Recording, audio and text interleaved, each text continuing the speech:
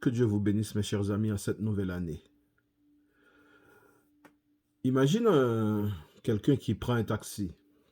La personne prend un taxi, puis cette personne-là, il ou elle, regarde et voit plusieurs fois le chauffeur éteint, les yeux du chauffeur se refermer, et même le chauffeur commence à zigzaguer, à quitter la route.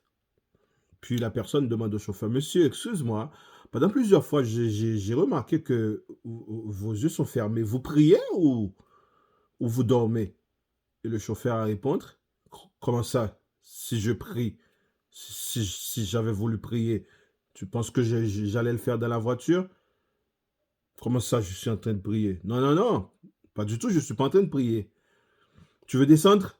Oh, non, non, je ne peux pas descendre. La personne répond, ah, il fait trop chaud dehors, le temps d'attendre notre taxi, je suis confortable, votre climatisation marche vraiment, la clim marche parfaitement. Non, non, non, je vais continuer avec toi. Qu'est-ce que tu penserais de cette personne? Juste pour la clim, juste parce que c'est climatisé, dehors c'est chaud, même si la personne l'a répondu que je prie pas. S'il prie pas, c'est qu'il est en train de dormir. S'il dort, c'est qu'il va quand même, s'il commence à zigzaguer, il dort, c'est qu'il va avoir un accident. Tu ne vas pas arriver là-haut à ta destination, mais tu es confortable. Est-ce que est-ce qu'on n'est pas comme ça? Surtout les chrétiens de nos jours. Vu que c'est quelqu'un que tu connais, c'est quelqu'un que tu aimes, c'est un très grand orateur, c'est un grand théologien, il a un méga church, comme on a l'habitude de l'appeler, c'est un grand pasteur connu, ou c'est parce que c'est de même, on est de même nationalité, même s'il dort, tu continues, vu que tu es confortable, même s'il dérape, il laisse la Bible, il fait des trucs qui n'est pas biblique du tout, mais tu te sens confortable dans la chair, tu continues. Tu ne vas pas envoyer ton enfant à n'importe quelle école. Même s'il y a des jolis uniformes, tu ne vas pas envoyer ton enfant là pour des jolis uniformes, mais pour apprendre quelque chose. Parce que c'est une école de renommée. Parce que cette école-là, ça donne des résultats à la fin de l'année. C'est pas c'est pas pour l'architecture de l'établissement que tu vas envoyer ton enfant là.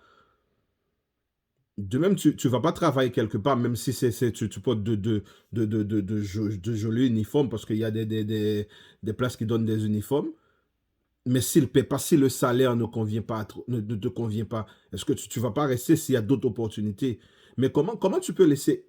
On n'a pas deux âmes, on n'a pas deux âmes. Il n'y a pas deux vies à vivre sur cette terre. Le Seigneur nous a dit, prenez garde aux chiens, prenez garde aux faux ouvriers, prenez garde aux faux circoncis.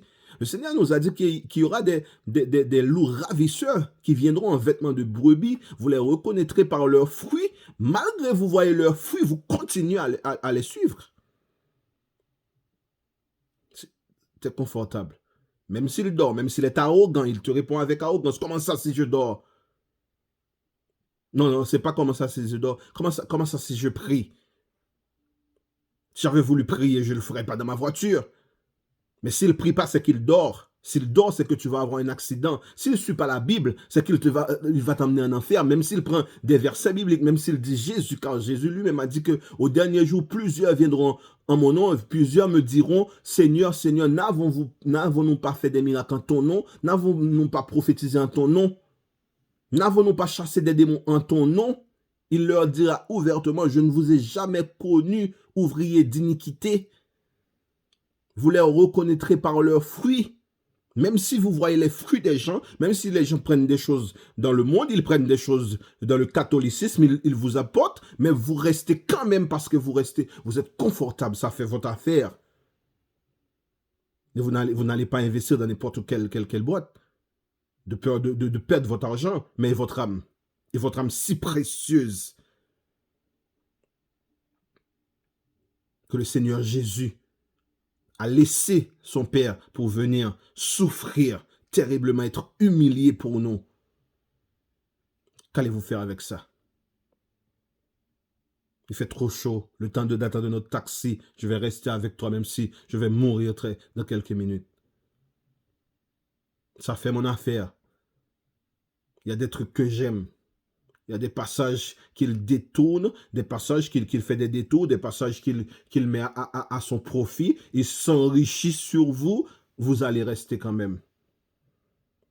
Et ils inventent des programmes sur programmes, ils inventent des machinations, comme la Bible nous dit. Ils trafiqueront de vous, mais ça ne vous dit rien. Le seul riche, c'est le leader. Avec vos dîmes et vos offrandes. Il prêche n'importe quoi, il n'y a plus de sanctification, il n'y a plus de croix. Le Seigneur a dit, si quelqu'un veut venir avec moi, qu'il renonce à lui-même, qu'il se charge de sa croix. Mais maintenant, il vous parle de planter, venez semer, vous semez juste pour de l'argent, juste pour être riche. Vous allez rester dans le taxi. Parce qu'il fait chaud dehors. Parce que je suis confortable dans ce taxi. Réveillez-vous en cette nouvelle année.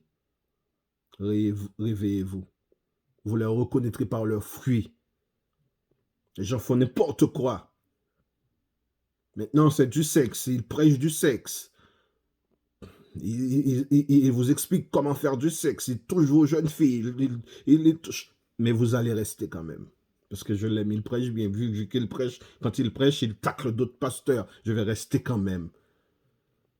Même s'il dort, je vais rester quand même. Réveillez-vous en cette nouvelle année. Prenez votre Bible. Le seul, l'unique guide, c'est la Bible. Je ne dis pas de laisser des églises. Non, c'est pas ça quand je dis prenez votre Bible.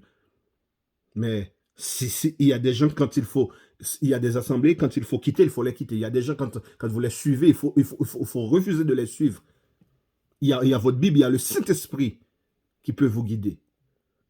Que Dieu vous bénisse.